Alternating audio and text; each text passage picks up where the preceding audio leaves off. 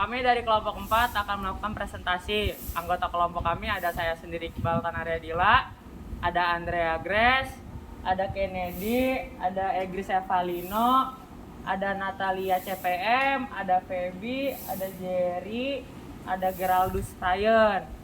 Nah, judul kelompok kami ialah Dinamika Peran Indonesia dalam Perdamaian Dunia, atau kalau di buku itu bab 4. Nah, saya akan mulai materi saya. Makna hubungan sosial. Makna hubungan sosial yaitu menciptakan hidup berdampingan yang berlangsung secara damai. Adanya penyelesaian masalah secara damai dan diplomatis. Apa itu diplomatis? Diplomatis adalah penyelesaian masalah secara damai dan saling memikirkan perasaan kandidat lain untuk membangun soliditas bangsa. Terus selanjutnya, politik luar negeri.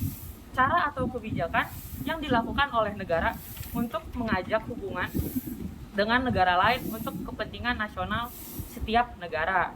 Lalu hubungan luar negeri, keseluruhan hubungan yang dijalankan oleh suatu negara dengan semua pihak yang tidak tunduk pada kedaulatannya. Lalu yang terakhir, politik internasional, politik antar negara yang mencakup kepentingan dan tindakan semua negara serta proses interaksi antar negara maupun organisasi internasional. Selanjutnya ada pentingnya hubungan internasional bagi suatu negara. Hubungan internasional ini sangat penting bagi suatu negara karena suatu bangsa ini nggak bisa hidup sendiri untuk menjaga kelangsungan hidupnya dan mempertahankan kemerdekaannya. Misalnya pada saat awal-awal kemerdekaan Indonesia membutuhkan pengakuan dan juga dukungan dari negara lain. Suatu negara dapat menjalin hubungan kerjasama internasional apabila kemerdekaan dan kedaulatannya sudah diakui berdasarkan fakta dan hukum. Faktor-faktor yang menyebabkan perlunya kerjasama internasional yaitu ada dua. Yang pertama, faktor internal. Faktor internal itu kekhawatiran terancamnya kelangsungan hidup, baik melalui kudeta maupun intervensi dari negara lain. Selanjutnya ada faktor eksternal. Faktor eksternal itu hukum alam bahwa suatu negara tidak dapat berdiri sendiri. Ketergantungan tersebut terutama dalam upaya memecahkan masalah ekonomi, politik, hukum, sosial budaya, pertahanan, dan keamanan.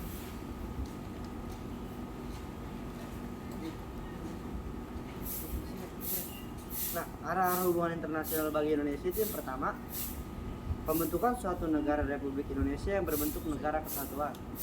Area hubungan yang kedua, pembentukan suatu masyarakat yang adil dan makmur.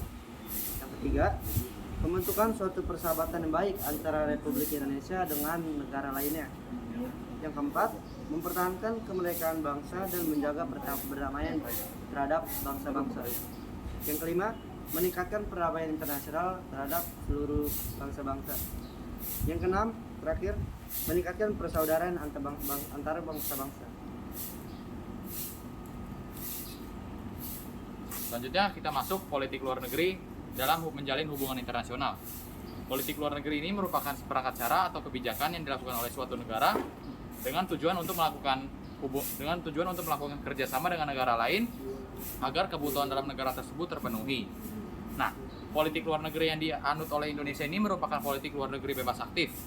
Artinya politik luar negeri ini bersifat bebas dalam membicarakannya dan tidak bersifat mengikat. Dan politik ini bersifat menyarankan.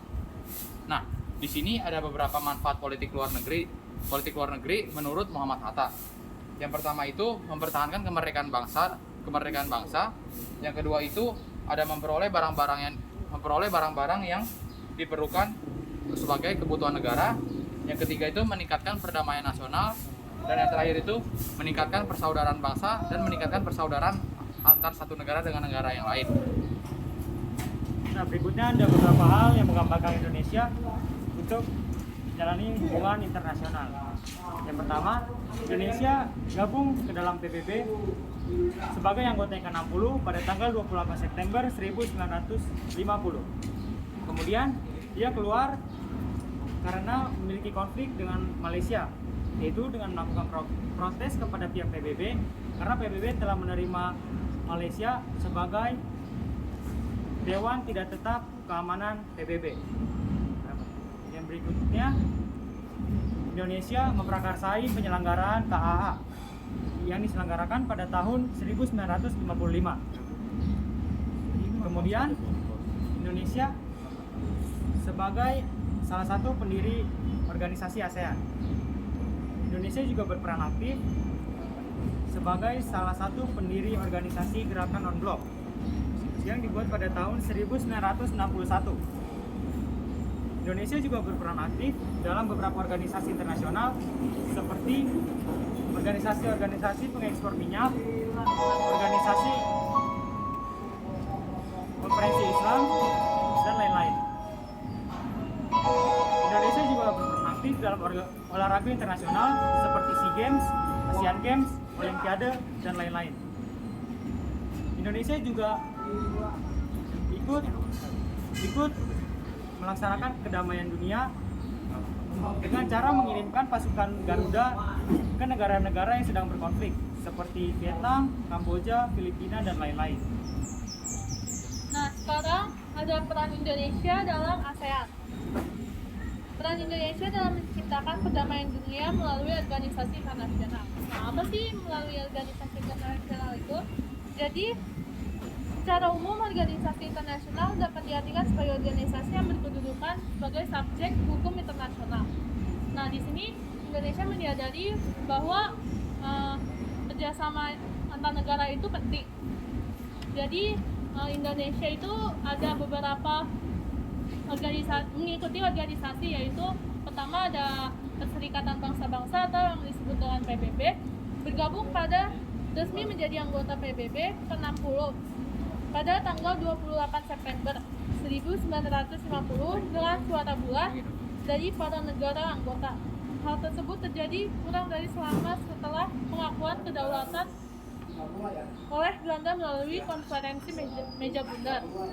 Yang kedua itu ASEAN.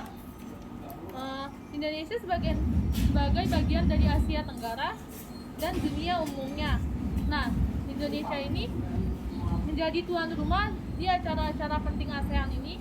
Ada 3, yaitu KTT ASEAN pertama berisi 2 dokumen, yaitu Deklarasi ASEAN Bali Conference 1 yang berisi berbagai program yang akan menjadi kerangka kerjasama ASEAN selanjutnya. Yang kedua, perjanjian kerjasama. Dalam perjanjian ini disepakati prinsip-prinsip dasar dalam hubungan satu sama lain. Yang ketiga itu ada pertemuan informal pemimpin negara ASEAN pertama, yaitu di Jakarta pada tanggal 30 November 1996. Yang ketiga ada KTT ASEAN ke-9 diselenggarakan di Bali tanggal 7 Oktober 2003. Yang ketiga peran serta Indonesia dalam gerakan non-blok. Nah, GNP gerakan non-blok ini jadi itu negara Indonesia itu netral, tidak memihak kepada negara manapun.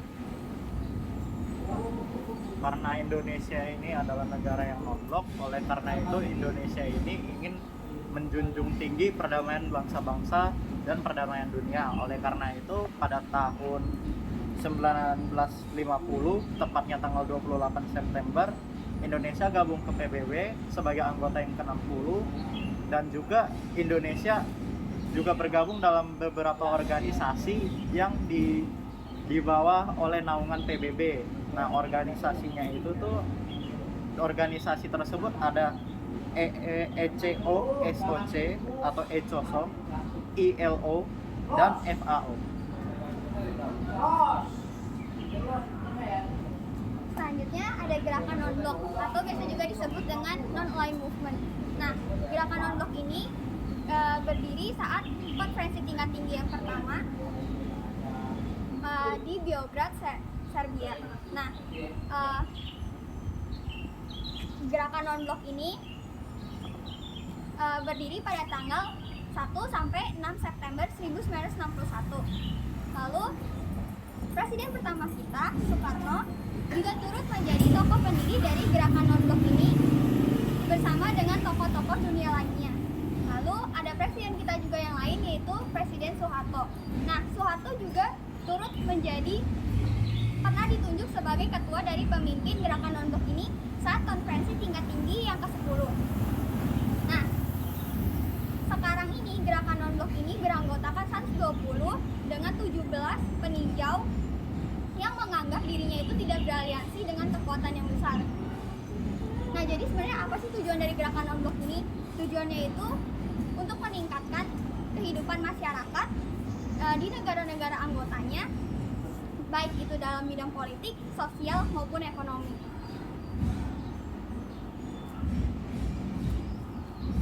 Ya, kesimpulannya Indonesia ikut melaksanakan dalam peran perdamaian dunia, seperti bukan hanya masalah-masalah kecil yang Indonesia ikut melakukan seperti mediasi, tetapi juga seperti hal-hal besar seperti kejadian Rusia Ukraina. Indonesia berperan aktif juga dalam mengajak perdamaian dari konflik tersebut.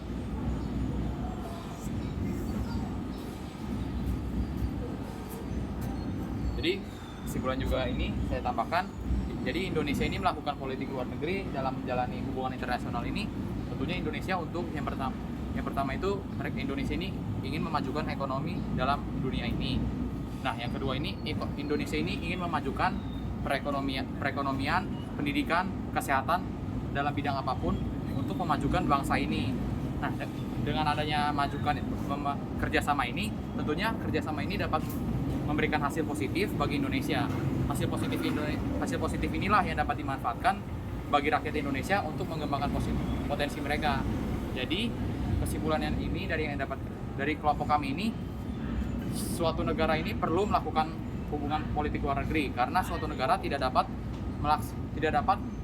mencukupi kebutuhan negara mereka masing-masing tanpa dengan adanya bantuan negara lain. Jadi semua negara ini harus melakukan politik luar negeri agar kebutuhan mereka tercukupi dan menambahkan persaudaraan antar bangsa-bangsa.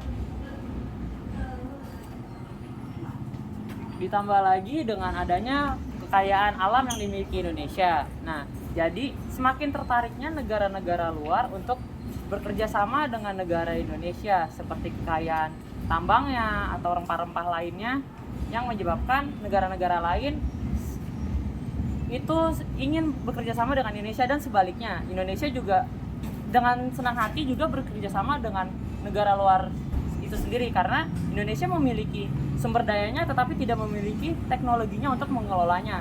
Karena keterbatasan SDM, Indonesia akhirnya bekerja sama dengan negara-negara luar negeri tersebut seperti negara-negara maju lainnya.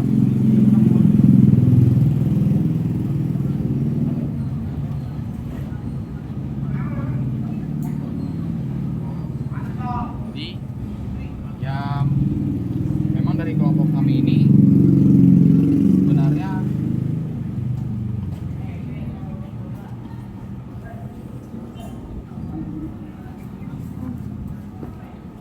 Nah, apa yang kalian bayangkan ketika mendengar istilah organisasi internasional? Pernahkah kalian menganggap bahwa organisasi internasional itu adalah organisasi sosial? Jika pernah, anggapan kalian itu tidak sepenuhnya salah dan juga tidak sepenuhnya benar. Organisasi internasional mempunyai berbagai macam corak. Ada yang corak politis, sosial, ekonomi, budaya, dan sebagainya.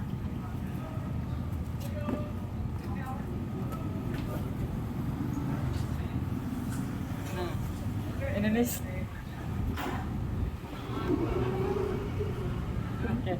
Sekian presentasi dari kelompok kami. Maaf bila ada kesalahan atau mungkin kekurangan materi dari kelompok kami ini.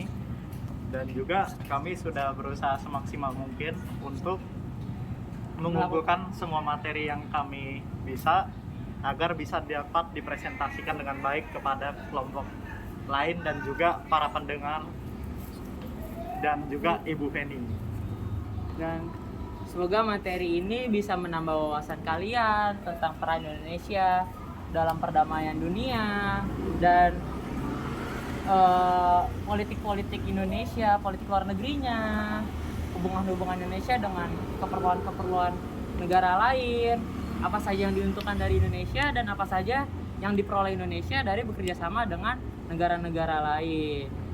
Sekiranya presentasi dari saya, Egri, Kennedy, Jerry, Ryan, Lia, Feby, Rea dapat membantu dan menambah wawasan kalian tentang PKN bab 4 ini. Sekian dari kelompok kami. Terima kasih.